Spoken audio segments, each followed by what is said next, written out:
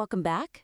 So, today we're looking at a really detailed snapshot of the global auto world in the first half of 2025. Performance, energy transition moves, battery tech, the whole lot. Yeah, it's impressive stuff. Clearly, a lot of work went into it. But I think to really, elevate it, we need to jump right into thinking about the bigger picture, the global scale. Absolutely. And that leads straight to the first point, I think. It feels like to really maximize the impact, this analysis needs to do a better job weaving together those specific regional wins with um, the wider context of who's actually leading globally. Right, because the material is excellent, really excellent at showing Stellantis' strength in Europe, the EU30 zone.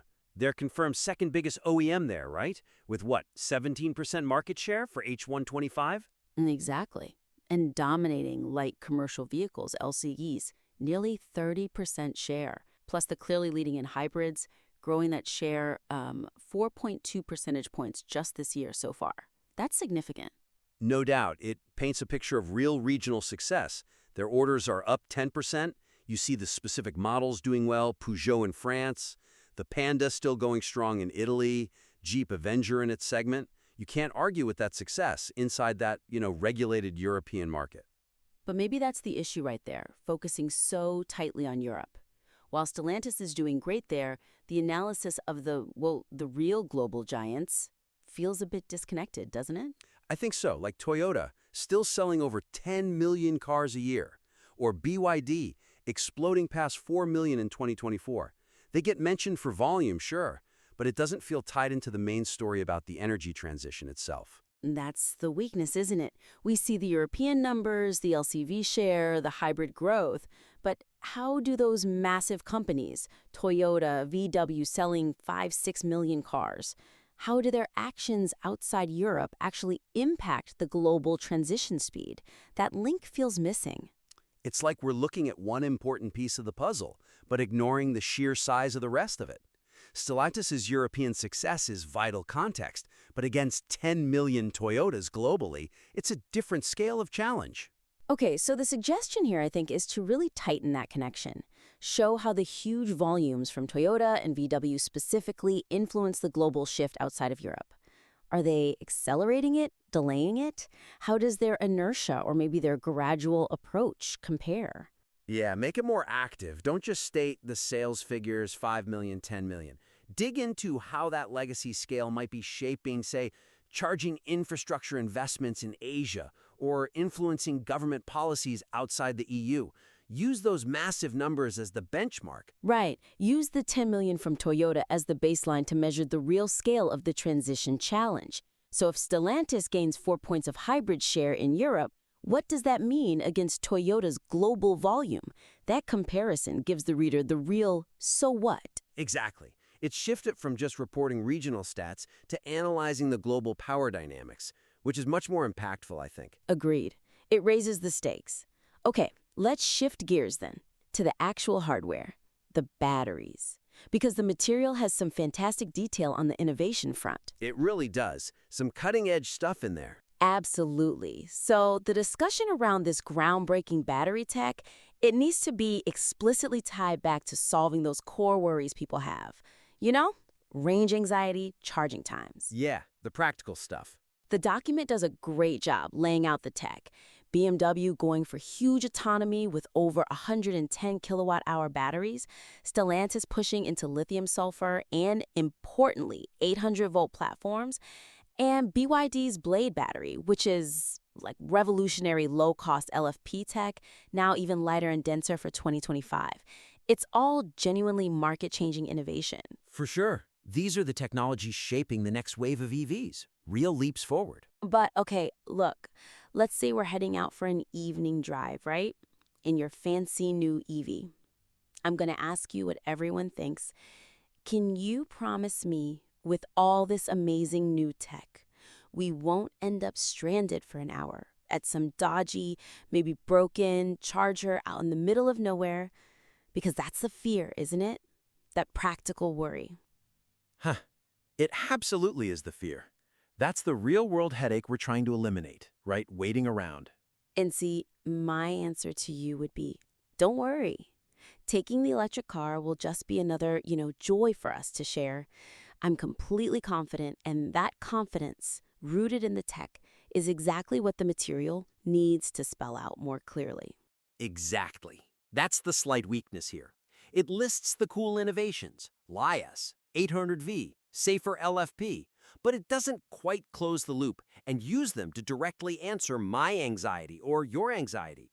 How does that 800-volt system fundamentally make owning an EV less of a hassle for, a regular person? It's that gap between the lab bench and the driveway reality. So the suggestion is pretty straightforward. Use those technical details to explicitly explain how they tackle the everyday consumer's pain points. Translate the engineering into peace of mind. Yeah, demystify it a bit. Turn the features into tangible benefits. For example, really spell out how 800-volt systems, the ones Stellantis is backing, don't just mean faster charging. They mean cutting charge times down to maybe 15 minutes, a coffee break. Which basically eliminates that whole stuck waiting anxiety for road trips, doesn't it? Totally. Or for the BYD Blade battery, don't just say it's denser. Explain how its safety record, its toughness, how it's built into the car's structure, how that tackles worries about battery life, replacement costs, or even those fire concerns people still have.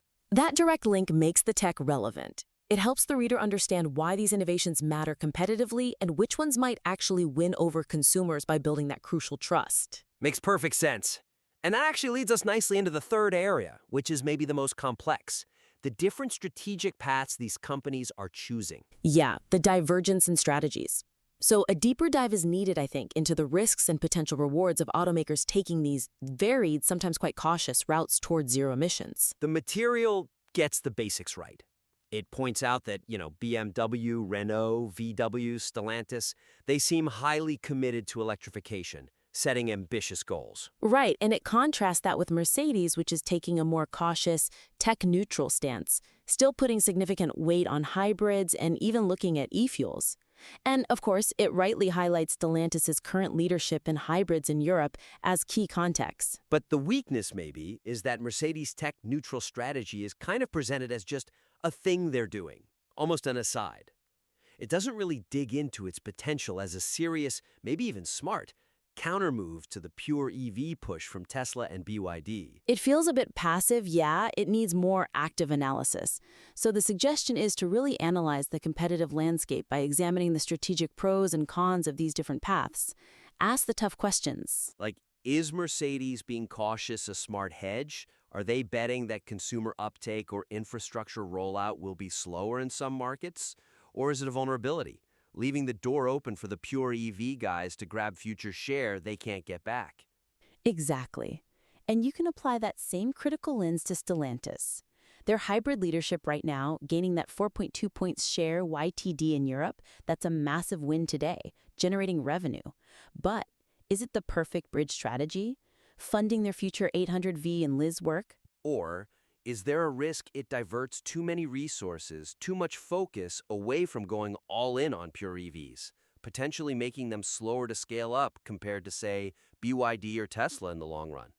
That trade-off needs exploring. And we could use concrete samples to make that tension clear. Like, analyze why e-fuels, part of Mercedes' mix, might appeal to, big corporate fleets or certain global regions where charging is a massive hurdle. How does that angle compete against BMW going all in on massive 110 kilowatt-hour battery range for EVs? Right. By really weighing the risks and rewards of these different speeds, full throttle EV, the hybrid bridge, the tech-neutral hedge, the analysis becomes much more sophisticated. It goes beyond just describing what's happening to analyzing why and what it might mean strategically. That offers real insight. Definitely. Look, this is clearly strong material. It's well-researched, packed with fascinating details about where the auto industry is heading. Our suggestions are really about refining the perspective, making sure the analysis connects all the dots for maximum impact. Absolutely. It's about helping the readers see the forest, not just the individual trees, as we always say, focusing on what matters most. So just to quickly recap the three main suggestions. First, really integrate that global context. Use the huge sales figures from Toyota and VW to properly frame the European successes and the overall transition challenge. Second, Make that explicit link between the cutting-edge battery tech like 800-volt or blade batteries and solving real-world consumer anxieties about range and charging. Translate tech specs into user confidence. And third, dig deeper into those divergent strategies. Analyze the risks and rewards of tech-neutral approaches versus all-in EV commitments, and explore the strategic implications of things like strong hybrid performance is at a bridge or a potential diversion. We really encourage you to weave these thoughts into the next version. You've got a compelling story here about a massive industry transformation. Yeah, absolutely. And thanks to everyone listening for appreciating this critique. Yes, thank you, and definitely follow the channel so you don't miss our next appointments.